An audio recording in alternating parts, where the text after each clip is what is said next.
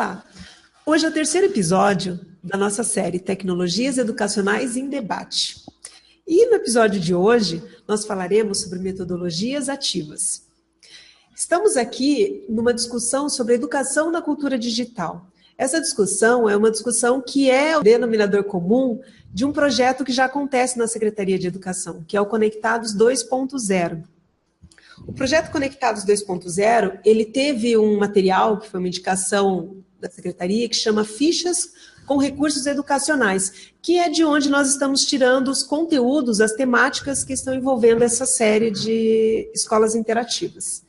O projeto Conectados, em 2017, ele está abrangendo 500 escolas da rede pública estadual do Paraná, com uma ideia, com uma ampliação para mais 500 em 2018. E esse projeto, ele tem como objetivo principal levar para a escola um debate sobre a inserção da tecnologia na educação. Então, com isso, a gente também tem essa série de escolas interativas.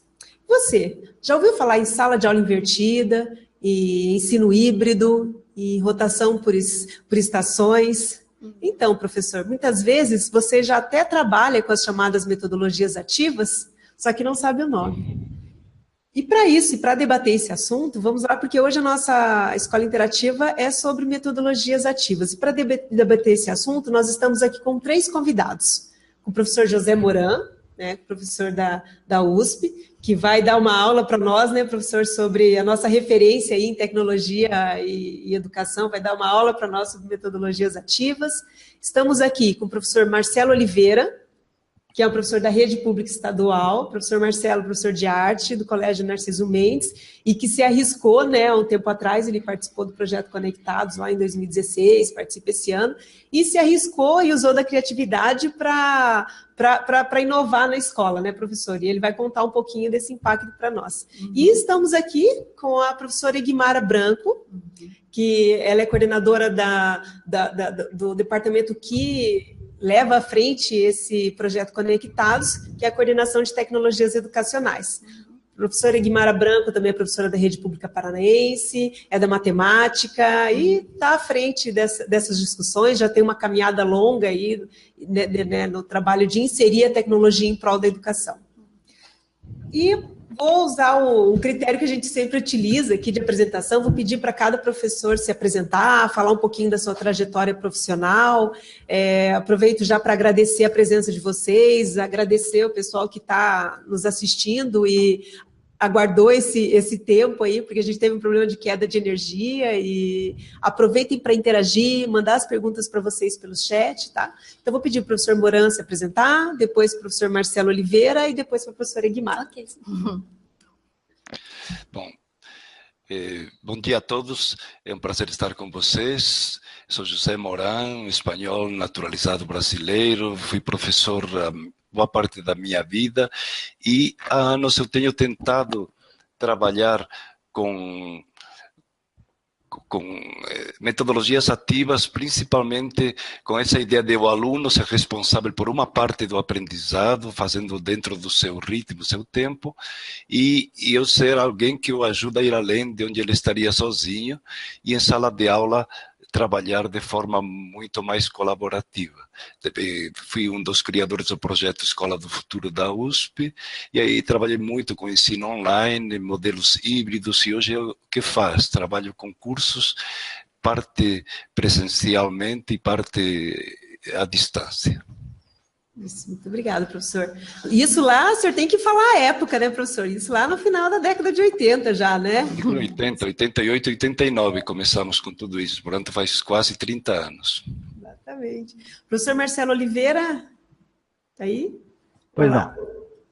Bom dia a todos, eu sou o professor Marcelo Oliveira, eu sou professor de arte da Rede Pública do Estado do Paraná, e eu sempre tive interesse nessa questão do uso das tecnologias, principalmente porque a arte depende muito dessa questão visual para poder acontecer, né? A apresentação do uso de imagens, de referências de música, de cinema, de dança, e tudo isso junto vai fazer com que o conteúdo seja mais bem absorvido pelo aluno. E possibilitar também que os alunos tragam essas referências e fazer essas trocas. Então, o meu interesse sempre foi muito nesse sentido. E com isso, a apresentação que eu tive ao Projeto Conectados me colocou como uma referência que poderia ser utilizada, né, que poderia ser absorvida por mim e pelos meus alunos para a gente poder fazer essa escalada. A gente tem aproveitado desde o ano passado fazendo essa experiência e estamos agora continuando o curso de formação dos professores e na tentativa de fazer com que isso se concretize efetivamente na escola. Ok. Você, Guimara? Então, bom dia a todos e todas. Eu sou Guimara, professora de matemática da Rede Pública de Ensino aqui do Paraná. Posso dizer que sou apaixonada por todas as questões que envolvem a minha disciplina e o uso de tecnologias educacionais, e que também já estou nessa estrada há bastante tempo. Até fiquei fazendo as contas aqui. Acho que já tem uns 20 anos que eu estou nessa brincadeira da questão da pesquisa, dos estudos que envolvem o uso de tecnologias educacionais. E vamos compartilhar um pouquinho aí dessa experiência com as pessoas que estão nos assistindo. Isso aí. Pessoal, eu vou direcionar algumas perguntas, falo isso até com os convidados, então algumas questões elas serão direcionadas aqui para vocês, mas eu gostaria que vocês ficassem bem à vontade para até tirar dúvida entre vocês, o pessoal do chat manda as perguntas que eu estou com acesso ao chat aqui, a gente, né, lê em voz alta para o pessoal responder, fiquem bem à vontade. E nós pensamos o seguinte, para iniciar, pedir para o professor Moran contextualizar, né, conceitualmente o que são as metodologias ativas para nós. Bom, eu entendi que o foco seria mais aula invertida como um tema mais específico, mas na verdade metodologias ativas estão dentro de uma visão de que o aluno aprende mais quando ele é sujeito, quando ele ele se envolve mais diretamente e o professor fica ajudando, fica no entorno e não como responsável por essa transmissão. Não é um conceito novo, já vem desde Sócrates, se quisermos mais perto, desde o fim do século XIX, com John Dewey, e teve uma série de outros pesquisadores que vieram e educadores que vieram, até Paulo Freire e outros, trabalhando com essa ideia de envolvimento do aluno em três dimensões principais. Uma é respeitando o seu próprio ritmo, em que o aluno possa fazer algumas escolhas, que significa o processo da personalização, que vai mais além da individualização, significa que o aluno possa fazer escolhas dentro de um planejamento feito institucionalmente. Segundo, aprendizagem em grupo, aprendizagem entre pares, aprendizagem assim de várias formas, significa também que quando alguém aprende junto com um colega, ele aprende de uma forma diferente do que quando aprende com um especialista. Então, personalização, aprender em grupo e aprender por tutoria, por orientação de alguém que tem um pouco mais de experiência, que tem o papel do professor. Então, metodologia ativa significa combinar essas três dimensões, o que não é simples, de respeitar os interesses e percursos individuais, diversas formas de trabalhar em grupo, aprendizagem por times, instrução por pares, aprendizagem por projetos, por problemas, através de jogos, tem um inúmero número de possibilidades, e se mistura esse conceito com o de blended, com o do híbrido, com modelos híbridos que misturam o face-to-face, o estar juntos na sala e todas as atividades possíveis também fora da sala, atividades online. Então, um modelo de sala de aula e outros espaços, outros tempos, e aí isso dá origem a um dos conceitos mais discutidos hoje dentro das metodologias ativas, que é o de aula invertida. Significa inverter o processo, que é uma metodologia ativa, e ao mesmo tempo é um modelo híbrido. Se possível, que uma parte do que o aluno pode aprender por sua conta, se possível, o faça antes, ou se não, ao menos dentro do espaço escolar, mas a responsabilidade é mais do aluno, com a supervisão do professor. E que depois, em sala, a gente faça as questões mais avançadas. Então, vocês veem que é um tema amplo, muito rico, desafiador, e que mistura esse conceito de híbrido e ativo, individual, grupal e tutorial. Muito bem. Eu vou aproveitar, o senhor está explicando para nós, o senhor vem explicando, e eu fiquei pensando nas formações que a Secretaria aqui oferta. Acho que eu vou aproveitar e já vou pedir para a professora Guimara contar um pouco para nós, né, o que a Secretaria de Estado de Educação aqui do Paraná tem já com esse olhar, com essa visão. Uhum. É engraçado, porque à medida que o professor Moran foi falando, eu pensei aqui esse próprio movimento que a gente está fazendo nesse momento, né? Que veja que é uma coisa que tecnologicamente é muito simples e possível, inclusive para as escolas que tivessem interesse de fazer esse tipo de movimento com os seus alunos, ou de repente com os pais de alunos, ou até mesmo a escola com os professores, nos núcleos com os professores. É um movimento possível porque nós temos essas tecnologias disponíveis e elas são gratuitas, né? O uso do Hangout, a questão da transmissão, o que eu preciso para isso? Aqui ainda a gente conta com equipamento um pouquinho, um microfone, mas se fosse o caso de o professor Moran mesmo estar ali à frente do computador, usando um fone e um microfone direcionador, o próprio Marcelo, que está aqui no nosso prédio também, mas está num outro espaço, ou nós aqui estamos em espaços diferentes, o professor Moran lá em São Paulo, vocês aí nas demais dependências, né, da secretaria, da própria secretaria, ou dos núcleos regionais, ou das escolas, enfim, é um movimento possível e que caminha, eu penso, nessa perspectiva um pouco do que o professor Moran falou. E essa transmissão que a gente tem feito da questão da escola interativa, ela é um movimento que também fica gravado e que depois as pessoas podem assistir, podem retomar sempre que quiserem. A gente começou com a ideia, né, de fazer essa série que discute os conteúdos que nós disponibilizamos nas fichas, justamente para abrir a possibilidade da gente trazer esses conceitos diferentes que a gente tem visto, que vou usar assim, que são mais modernos, mas que o próprio Moran falou ali para nós, que são conceitos do Paulo Freire, e eu tenho até uma amiga que fala assim, que a educação ela vai sempre se ressignificando, né, se reinventando, na verdade. São conceitos que a gente já viu em outros momentos e que aparecem com outras nomenclaturas, né, e eu acho que é mais ou menos isso mesmo que acontece. Mas, enfim, a ideia da gente discutir esses temas pela escola interativa também, eu penso que caminha nessa perspectiva e depois poder acessar isso falando no sentido da formação dos professores. Para além disso, aqui na Secretaria, nós iniciamos no final do ano passado e também esse ano, um trabalho que a gente chama de CID Lab, que até o professor Moran vem nos visitar daqui uns dias, e daí eu penso que ele vai ficar bastante contente em conhecer esse nosso espaço. Ele é um espaço de aprendizagem criativa.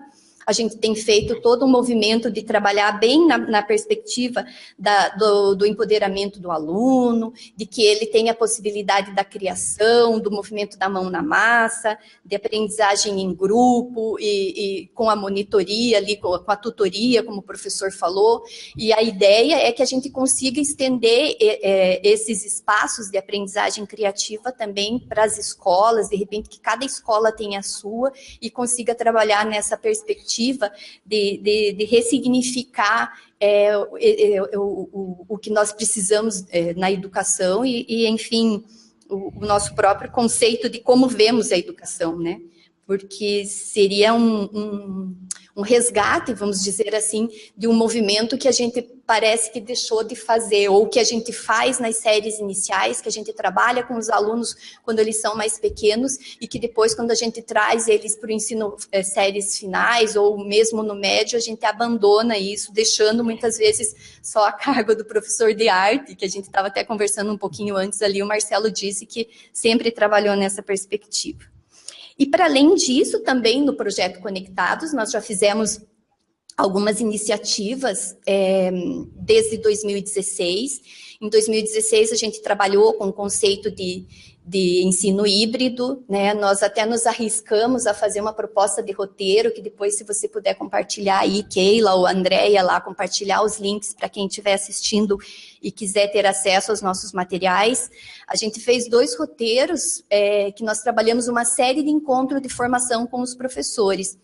E no roteiro 7, a gente trouxe a discussão do ensino híbrido, né, falando um pouquinho a respeito dos conceitos, a respeito dessa questão da transformação da sala de aula, das possibilidades que o YouTube nos traz, ou outros tipos de publicação nos trazem, onde o professor pode gravar a sua aula, disponibilizar para os alunos e ir para a sala de aula só para discutir as dúvidas ou aqueles encaminhamentos que os alunos não entenderam. E para além do ensino híbrido, nós trabalhamos no último encontro, que foi o que nós chamamos de encontro 8, que ele se dividiu em algumas partes. Nós trabalhamos na perspectiva da rotação de estações.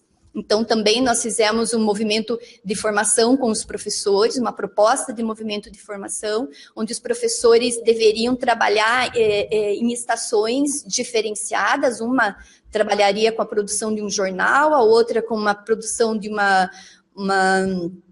um vídeo, e o terceiro grupo, uma produção de um website. E daí eles deveriam fazer uma rotação de bancadas, onde estariam construindo juntos e utilizando diferentes mídias. Nós até fizemos um material bem rico com o pessoal aqui da coordenação de produção, que fez uns vídeos fazendo a orientação desse trabalho, e também está nesses roteiros, que daí quem quiser pode dar uma olhada.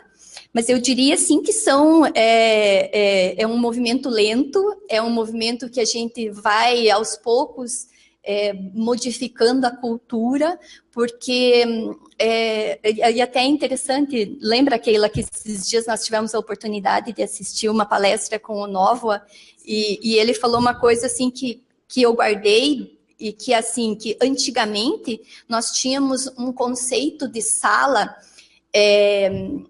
que a perspectiva da sala era voltada para o quadro de giz. E até é engraçado, porque aqui ao fundo nosso a gente tem justamente um quadro de giz. Que a sala era voltada para o quadro de giz. Então, os alunos, eles se dispunham na sala, o professor se colocava na sala, onde o foco principal era o quadro de giz. E hoje a gente deixou de ter esse foco, porque nós trazemos outros elementos, nós trazemos outras ferramentas para a sala de aula, que deveriam ser utilizadas, outras possibilidades, inclusive, mas a gente ainda está muito preso no quadro de giz, enfim, é uma mudança cultural, e eu acho que aos poucos a gente vai revendo e se reconstruindo também. E é bacana que o Projeto Conectados, ele levou para a escola esse debate, né? O estudo desses conceitos, e daí a aceitação ou não, e a compreensão dele, o aprofundamento. Eu acho que no momento que a escola começa a debater e começa a se arriscar, né? Ela falando do quadro de giz, você pensa lá na rotação por estações, pensa lá em formar grupos e misturar, já é um avanço, né? Já é projetos. Pensar novas formas de ensinar, novas formas de aprender, envolver mais o aluno. A palavra-chave é movimento, a ideia de que é algo que vai crescendo como uma aula que só tem a aumentar, significa, é algo que faz sentido no mundo de hoje, sempre fez, mas hoje, com todas com a diversidade de possibilidades e com a conexão, a mobilidade, não tem como não fazer. Então, eu concordo com que vocês, com todos esses movimentos, e com o movimento Maker, Mão na Massa também, que é um aprofundamento do fazer físico, do fazer digital, em grupo e com tutoria. Deixa eu pedir para o professor Marcelo Oliveira, que o Marcelo, ele experimentou algumas coisas, né, lá no Colégio Narciso Mendes. Pedir para o professor Marcelo contar um pouquinho para nós, professor,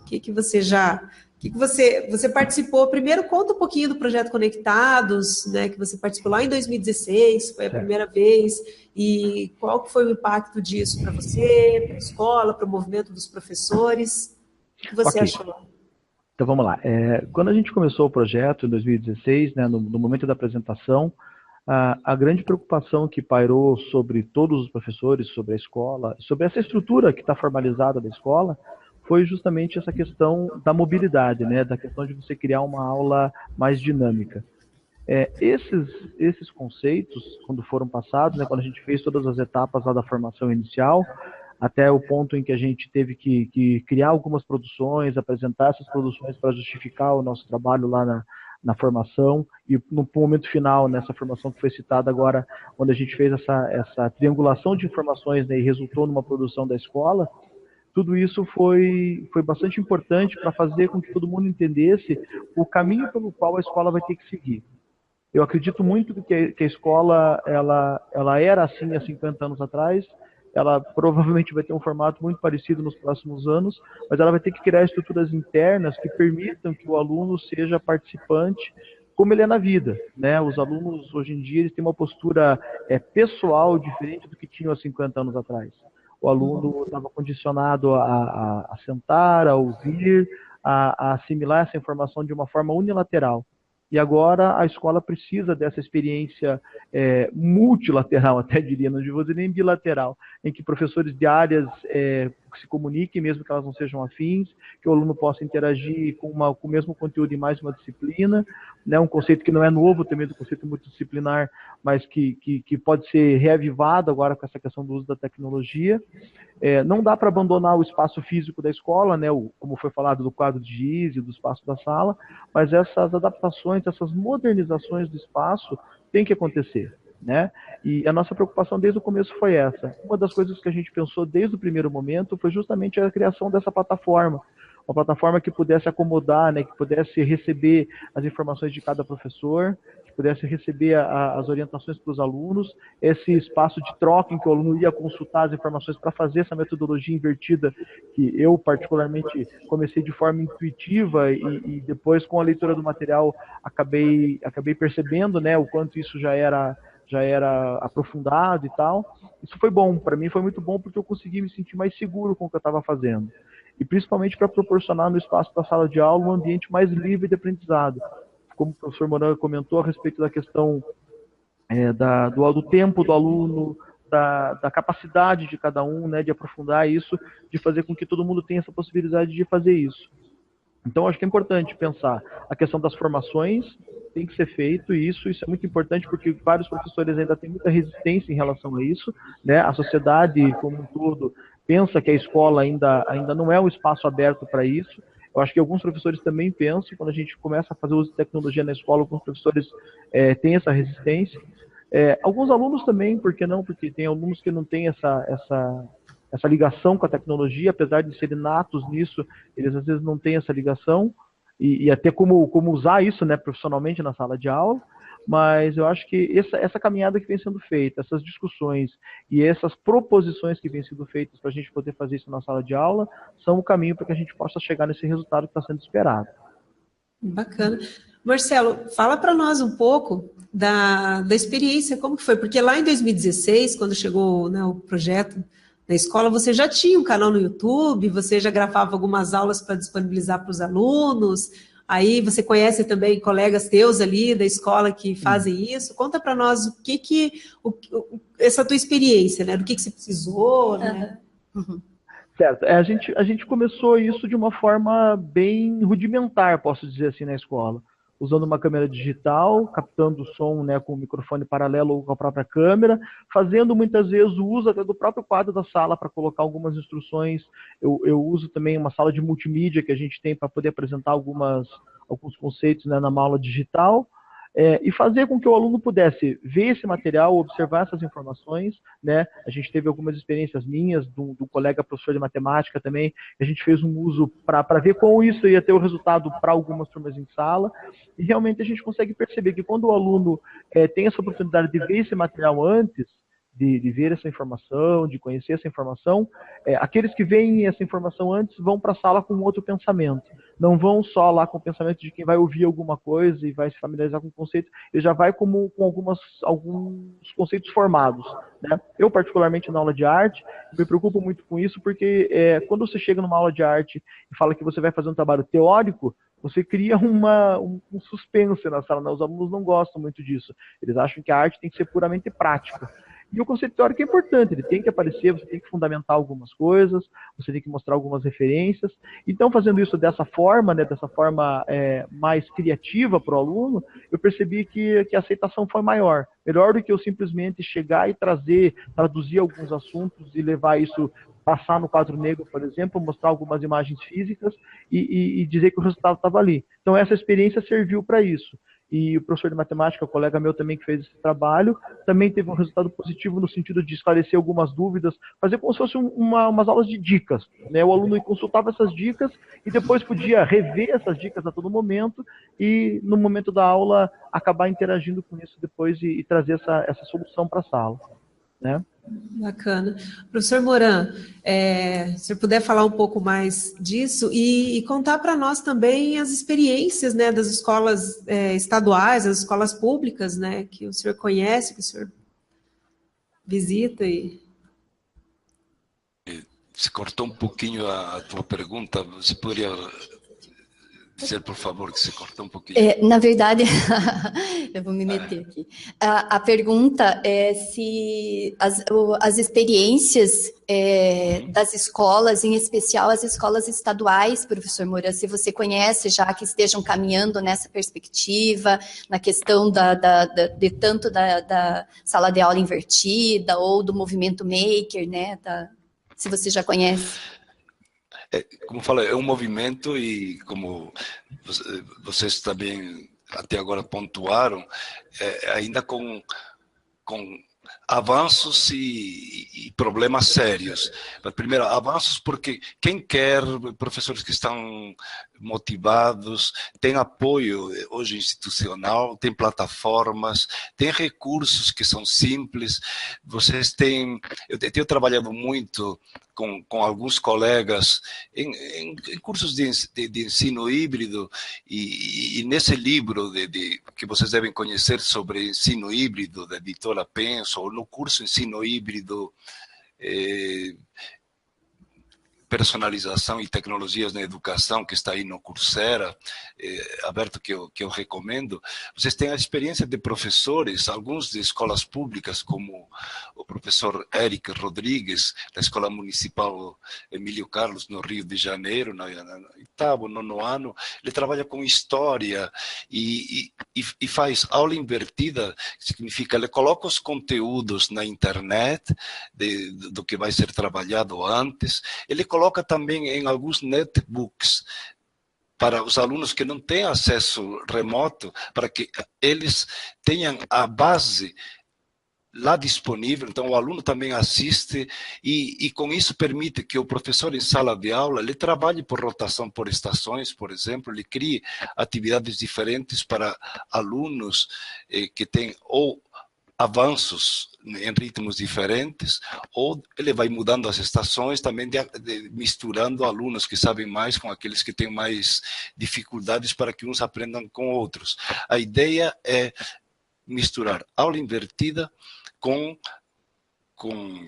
rotação e ao mesmo tempo acompanhar aqueles que têm um pouquinho mais de curiosidade para que não percam a motivação e dar desafios maiores. Então você vê, tem professores que com poucos recursos conseguem fazer grandes coisas. Então a questão não é só de recursos, porque muitas dessas tecnologias são gratuitas, elas podem ser feitas offline, o celular pode ser usado dentro da sala de aula ou fora da sala de aula, aí dependendo um pouco da questão da legislação, ainda tem uma série de adequações a serem feitas em alguns lugares, mas já é um movimento crescente.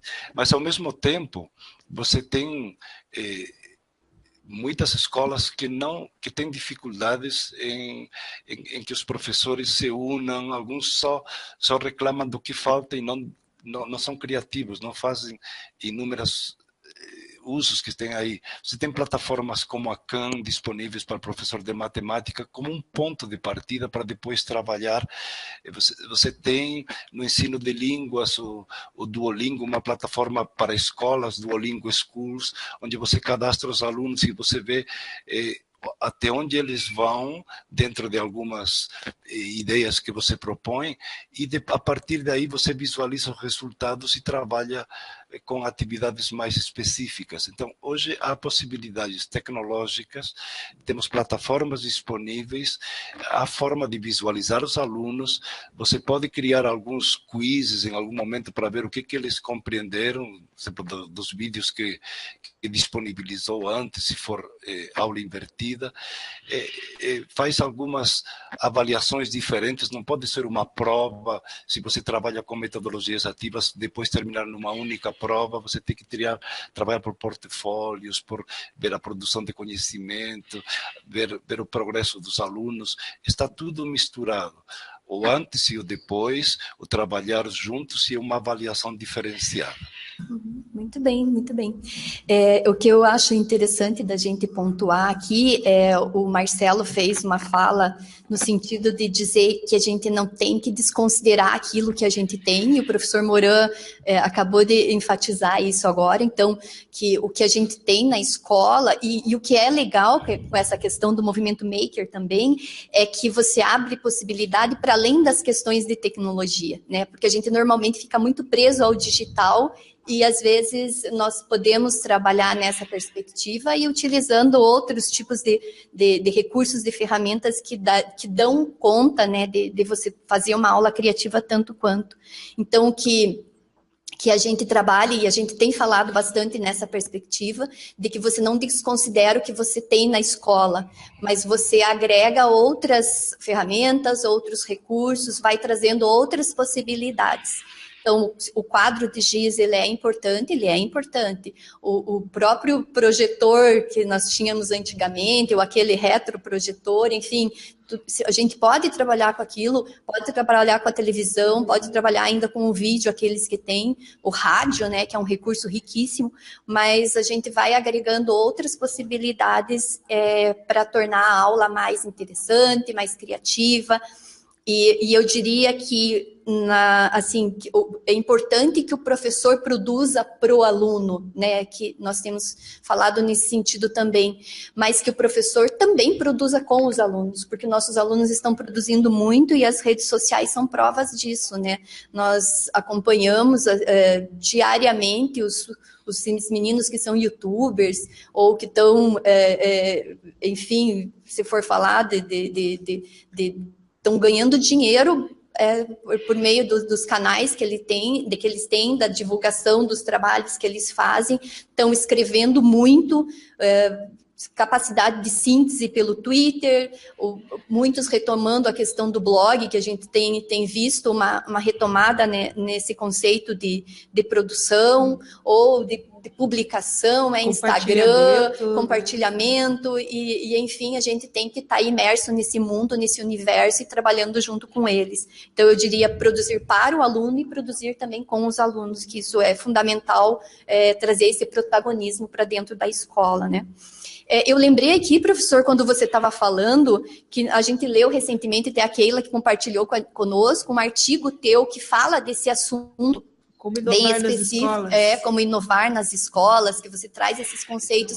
Ele é um artigo, acho que de 2017, se não me engano, ele é bem atual. Se você puder compartilhar, tiver fácil o link para compartilhar blog, com a gente ou mesmo o seu blog aí no chat, ou passa aqui para a gente, que a gente coloca para quem estiver assistindo acompanhar, porque é bacana compartilhar isso. Está no meu blog lá da USP, da ECA, eca.usp.br/Moran, www2, vou colocar aqui no chat, www.eca.usp.br/Moran. E ele está publicado no livro Educação 3.0, né? Também. Moran, não coloquei. Bom, está na educação 3.0, um pouco ampliado, lá da editora Unicinos e de Porto Alegre também. Ok. Bacana. E a gente está falando dessa questão, né? Até tinha aqui previsto e a gente já discutiu bastante, mas como inovar, então, na escola pública, né? O professor muitas vezes sozinho, né? Ali a gente tem essa solidão da sala de aula, né? Da nossa produção, da correria do dia a dia. Então, são essas reflexões que a gente gostaria de levar para vocês mesmos, né? O que eu posso fazer na escola para iniciar uma forma de ensinar diferente, uma forma de aprender diferente. E o professor Moura, quiser falar mais alguma coisa? Não, tem uma essa ideia perguntinha. só completar essa ideia do professor tentar fazer, sair um pouquinho daquilo que já era habitual, fazer pequenas experiências. Então, a ideia de reunir aqueles que pensam semelhantes, fazendo um projeto integrador, trocar experiências, o que dá certo, buscar esse apoio nas equipes como vocês, que dão suporte, ele não se sinta sozinho. Há muitas experiências que estão compartilhadas no portal Porvir, no portal Dia a Dia Educação, seja, estar olhando para aqueles que estão fazendo algo semelhante, como o professor Marcelo tem dezenas de professores com blogs, com comunidades na internet, que divulgam o que fazem, que compartilham. Há grupos sobre aprendizagem maker, sobre aula invertida, sobre trabalho com projetos. Você se tiver um pouquinho de curiosidade de ir atrás, você encontra já experiência, já tem quem faz. Você não está sozinho, não é o único, mas você encontra alguém que te dá suporte. Você tem assim um pouco roteiros de como fazer. Então, o gestor, ter o apoio do gestor, do coordenador é sumamente importante para ir apoiando, porque os alunos também entendam que isso é uma política de Estado, uma política e que não é só uma moda. Chamar um pouquinho as famílias também para entender essa lógica. Quando um professor trabalha em grupos e não dá aula expositiva e não leva matéria no caderno, dizer que lá aconteceu algo significativo, que isso faz parte de um planejamento e que isso é importante para o resultado positivo do aluno. Então, trabalhar todas essas dimensões é importante para inovar. E depois o Estado, saber, vocês que estão com essa responsabilidade num Estado tão grande como o Paraná, de que quanto melhor vocês divulguem aquilo que está acontecendo, toda a experiência do Conectados é importante, mas colocá-la também que o aluno possa postar diretamente aquilo que faz, que tudo seja mais facilmente compartilhado, é um caminho para que isso se torne muito mais abrangente. Excelente. Eu fiquei pensando no Marcelo, que ele comentou com a gente. Se quiser contar um pouquinho, Marcelo, ali, a ideia de vocês, né, na escola, depois de terem um canal da escola. Lembra? Sim, o nosso objetivo inicial sempre foi esse, né? Desde que como a gente começou a falar do Conectados, a gente pensou muito nessa ideia de ter um canal de comunicação onde pudesse ser feita essa troca. Publicações dos professores, dos alunos, uma integração, né, entre essas informações, e a gente construiu até juntos, isso faz parte dos documentos que a gente criou no Conectados na primeira fase.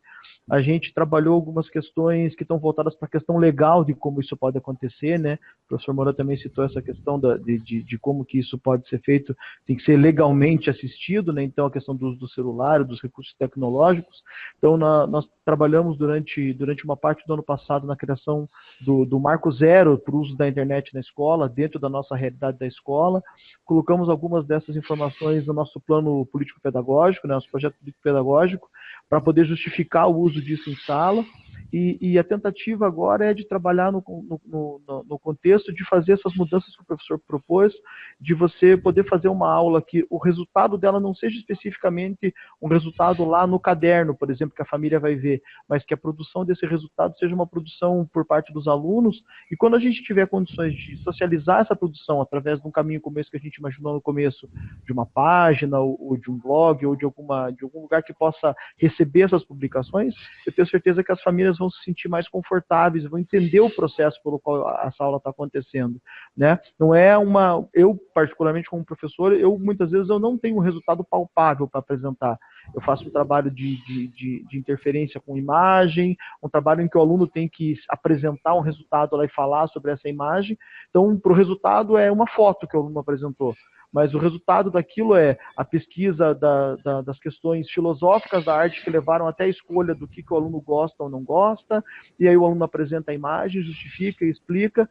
Então, todo esse resultado foi trabalho de 1, 2, 3 meses, e o resultado é uma imagem. Mas tudo que foi trabalhado para essa imagem ser construída é um trabalho prolongado, né?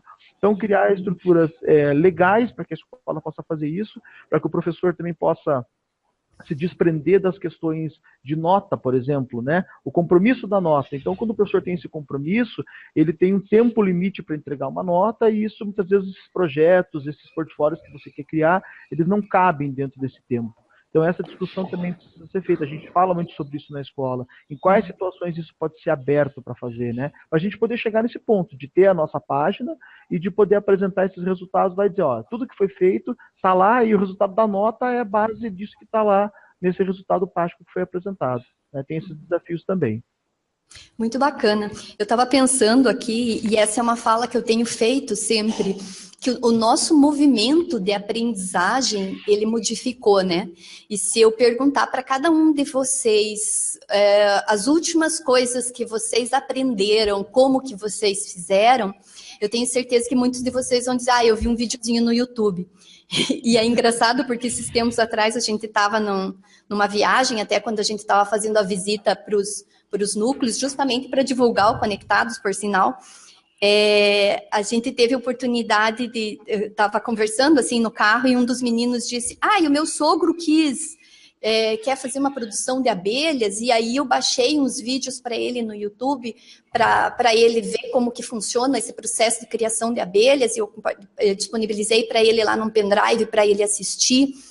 E aí ele contando, e aí ele começou a contar sobre o tipo de abelha que ele estava criando lá, que é a tal da jataizinho, e que você deixa sempre uma princesa presa, porque a hora que a rainha some, elas já desobstruem aquela princesa para ela assumir como rainha. Então, tem todo um procedimento que você tem que ter da produção enfim, um conhecimento que está público e que está ali. Ou, sei lá, minha mãe, esses tempos atrás, estava trabalhando com bolacha e ela queria fazer decoração de bolacha. Também passei no WhatsApp para ela vários videozinhos para ela assistir, tanto o processo de fazer o glacê, quanto de fazer o traçado lá, o enfeitezinho para colocar em cima da bolacha. E esses são os mecanismos nossos de aprendizagem. E por que a escola ainda está longe disso, né? Por que nós, enquanto professores, enquanto educadores, não estamos disponibilizando as nossas disciplinas ou discutindo os nossos conteúdos de uma maneira diferenciada? Por que a gente não está trazendo isso para a escola ainda, né?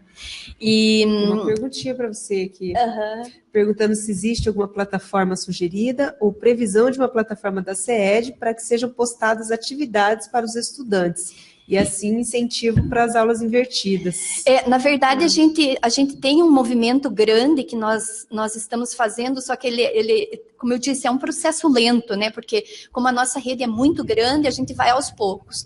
Ano passado, com as 70 escolas do Conectados, a gente já trabalhou na perspectiva de uma conta que nós temos chamado, que é uma conta educacional, que é uma conta @escola. Ela é resultado de uma parceria que a Secretaria fez com a Google. E nessa conta @escola a gente tem um ambiente de aprendizagem virtual que a gente pode trabalhar com os alunos, que é o Google Classroom. Para as 70 escolas, ano passado, a gente disponibilizou a conta para professores e alunos. Para esse ano, para as 500 escolas, nós estamos fazendo o movimento da disponibilização das contas nesse momento. Até antes de ontem, a gente passou para os assessores dos núcleos as contas das 500 escolas, para que os professores tenham acesso a essa conta, percebam quais são as possibilidades e os recursos que eu posso utilizar, a questão do compartilhamento na nuvem, a questão de que o professor primeiro se aproprie da conta para que daí no início do ano que vem a gente possa disponibilizar para os alunos e fazer o uso efetivo com os alunos. Mas essa é uma possibilidade e a ideia é estender essas contas para toda a rede, né? Que toda a rede tenha disponível a conta, o @escola, para trabalhar com alunos nessa perspectiva que a gente está discutindo da sala de aula invertida. Mas, para além disso, eu queria dizer, até contar para o professor Moran, que eu acho que a gente já conversou um pouquinho sobre isso, mas daí a gente já conta também para vocês que estão nos assistindo, que em breve a gente vai ter um evento grande aqui em Curitiba, e que a ideia é justamente, professor, que os nossos professores possam se inscrever para vir apresentar as suas expertises. Legal. Então, nós estamos trabalhando com a possibilidade deles apresentarem artigos, né, por meio de relato de experiência, eles possam vir trabalhar com oficinas de experiências que eles tenham vivenciado e que eles sabem que é possível compartilhar, ou ainda de mostra interativa, que daí vai para essa perspectiva mais do movimento maker. E a gente ainda está organizando aqui os mecanismos para fazer a seleção, mas que em breve aí vai estar disponível no portal para quem quiser se inscrever para vir participar desse evento. E a ideia é, ao final, construir um livro, tanto dos artigos, quanto do relato do roteiro para a produção da oficina, ou roteiro para a produção da amostra interativa, que nós entendemos que daí a gente vai ter um material bem rico para compartilhar com a rede, onde outras pessoas podem ver, a partir disso também produzir e trabalhar nas escolas. E tem aqui no chat uma perguntinha para o professor José Moran. Perguntaram assim, professor: o que o senhor pensa sobre gamificação na educação e, né, e o que é essa, o que é a gamificação? Bom, em primeiro lugar, vocês estavam falando do Google Classroom para alguns. Enquanto vocês não podem disponibilizá-lo para alguns, hoje já é uma plataforma que qualquer professor pode adotar na sua aula, para fazer um pouco essa inversão e para ver a progressão dos alunos. Então, até para não esperar, digamos, o institucional, você pode ir fazendo por sua conta até você ter depois a conta oficial. O que eu quero dizer é que hoje essas ferramentas não são só institucionais, também depende um pouco de cada um. Então, a ideia de cada um poder usar algumas ferramentas que estão disponíveis, como essa mesma plataforma. Gamificar significa usar toda essa expertise que a maior parte dos jovens tem em jogar para aprender. Então, no fundo, é usar os mecanismos do desafio, das fases, de ganhar pontos, de trabalhar ou individualmente ou em grupo, porque há jogos que são que você joga contra a máquina e há jogos que você joga em grupo, ou de construir cenários como Minecraft. Hoje você tem muitas possibilidades de usar o jogo na educação. Gamificação significa aplicar esses mecanismos em conteúdos, em materiais, em que eles se tornem atraentes, em colocar tudo isso como uma parte de desafios, até chegarem assim, a cursos completos em algumas universidades, como a 42 de Paris, em que você tem toda a aprendizagem por programação gamificada. Então, você tem fases, são 21 fases, que quando o aluno termina a fase, termina o curso. Então, é possível pensar desde coisas mais simples até projetos completos de educação gamificada. E sabe que é bem interessante, professor? Eu estou fazendo um curso da Google, por sinal, e é um curso que ele ensina a gente a fazer uma programação dentro das planilhas. E a cada atividade que o professor dá, então, por exemplo, quem entrega a atividade no prazo ganha uma badgezinha, é um selo, um selinho que ele entrega para a gente. Então, se você for o primeiro a responder, você tem a badgezinha lá, o selo. Se você entregar dentro do prazo, você tem. Se você responder uma atividade, você tem. E é impressionante como eu fico bem enlouquecida esperando a atividade, porque eu não tenho a de quem entregou primeiro ainda. As outras todas lá, tá cheinhas meus selinhos lá de concluído. É impressionante como a gente fica estimulado, né, a essa provocação. Parece que o ser humano ele é competitivo, o desafio, né? É interessante. Você vê o Duolingo lá, que há tanto tempo está aberto, qualquer um pode fazer. Exatamente. Você ganha pontos, você vai vendo teus amigos, se você está na frente deles. Você tem uma série de mecanismos de recompensa que são interessantes. Ao ganhar aqueles lingots, aqueles corações, você pode fazer tem algumas vantagens depois. Isso também é um elemento de motivação. Não é o único, mas é interessante como entre outras possibilidades que nós temos, né? Aprender também em contextos reais, aprender contribuindo para melhorar o entorno. Você tem que misturar um pouco o game com a realidade, que significa aprendizagem em contextos reais, que isso é muito mais poderoso para o aluno, quando ele vê que ele é parte de um projeto que ele pode ajudar a solucionar concretamente. Uhum. O Rodrigo França, de Curitiba, que perguntou, professor, está agradecendo ali. Tá bom, obrigado.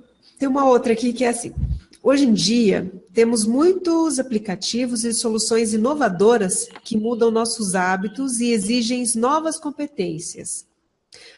Por exemplo, em um dos seus textos, você apontou que as competências digitais mais importantes hoje, além de programar, são saber pesquisar, avaliar as múltiplas informações, comunicar-se, fazer síntese, compartilhar online.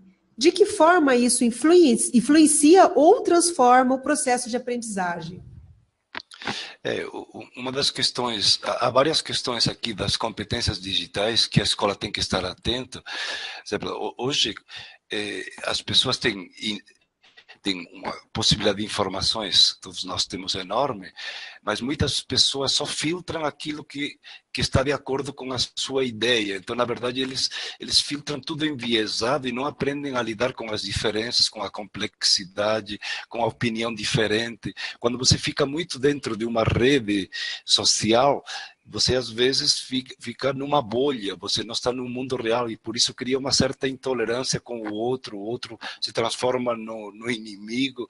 Então, ensinar competência digital significa entender o mundo como inclusão e não só como bolha, a aprender a conviver, que está por trás, não a ideia de só viver dentro de um condomínio fechado, que você pode ter hoje, e nós estamos experimentando isso na realidade, de como as pessoas usam muito todos os mecanismos de comunicação, mas só para falar com os mesmos, no WhatsApp, no Instagram. Então a escola tem que abrir um pouco esse diálogo para ensinar as pessoas a enxergar o outro diferente, o pobre e o rico, a conviver, a entender pontos de vista numa sociedade multicultural, e isso não é fácil.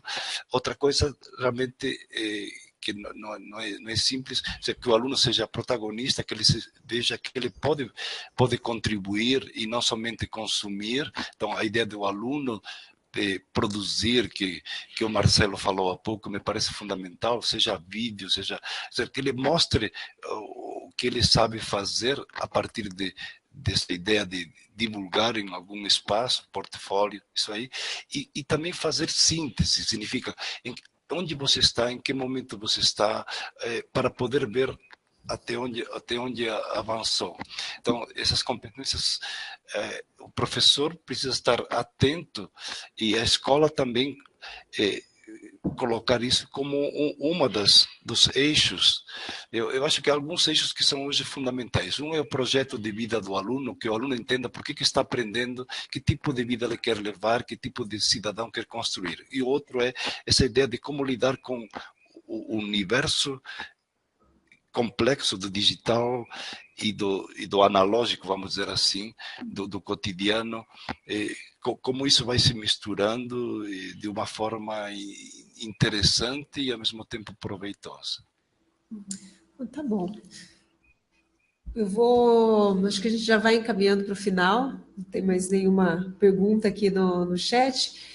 Vou pedir para o professor Marcelo Oliveira fazer as considerações finais dele, se despedir da gente, daí a gente depois passa para o professor José Moran e para o professor Guimara. Ok, então.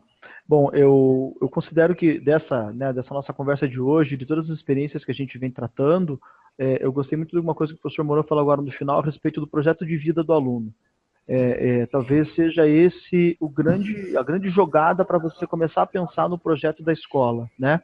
Quando você pensa no projeto da escola como um planejamento que você faz, que o professor faz, né, e apresenta para a sua equipe pedagógica pensando, eu vou desenvolver isso durante esse ano e chegar nesse resultado, será que o professor sempre está pensando no projeto de vida do aluno quando faz isso? Né? Então, talvez esse seja o ponto de partida que eu, particularmente, vou começar a colocar nas minhas discussões agora. Pensar nesse ponto de partida, pensando no que o aluno precisa para ser habilitado para a vida dele e para usar as experiências que ele tem também para contribuir. Né? Eu vou levar isso em consideração, sem dúvida. Da minha parte, fico muito feliz em poder, mais uma vez, estar repensando essas situações. Eu fico bastante intrigado com essa ideia de usar a tecnologia na educação e de fazer com que isso seja uma realidade, né? Todas essas questões legais, possíveis, plausíveis que a gente tem que debater na escola, né? O pessoal que trabalha com a gente aqui, que nos assiste aqui da instituição, da secretaria, sabe que a gente tem vários desafios em relação à questão de como botar isso para funcionar efetivamente, mas eu gosto de pensar que esse movimento de discussão que está sendo feito é um movimento que vai proporcionar no futuro essa realidade que a gente espera. Agradeço mais uma vez o convite e a presença, né, e poder ter essa presença aqui nesse momento com vocês. Obrigado. Obrigado. Eu também fico muito feliz em estar com vocês, sou educador, adoro estar com vocês, pessoas abertas, vocês são pessoas bem atentas e acompanhando. Eu me dirijo também ao professor que está, às vezes, um pouco desanimado com tantas questões, desde a corrupção e as dificuldades também profissionais, dizendo que o projeto de vida não é só para o aluno, é também para vocês, cada um de vocês professores. Quando a gente está aprendendo ativamente, quando ele está nesse movimento de experimentar, a gente se realiza mais, a gente aprende mais e, por tabela, ajuda mais o aluno. Então, a ideia das metodologias ativas é para a gente sair um pouquinho da descrença para a crença, no sentido positivo, para a experimentação também em todas as dimensões da vida, para você tornar-se uma pessoa mais interessante e, apesar das dificuldades que são reais, não ficar refém delas e você construir uma vida interessante na escola, com sua família, com seus amigos, com a sociedade, contribuindo e não destruindo como algumas pessoas fazem neste país.